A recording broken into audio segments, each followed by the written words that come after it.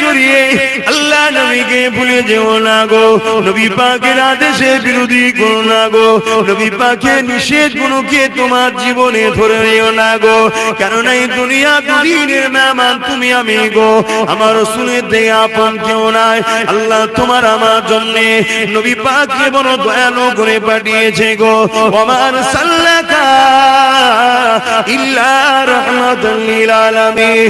আল্লাহ আমার নবী পাককে তামাম আলমের জন্য দয়া করেছে।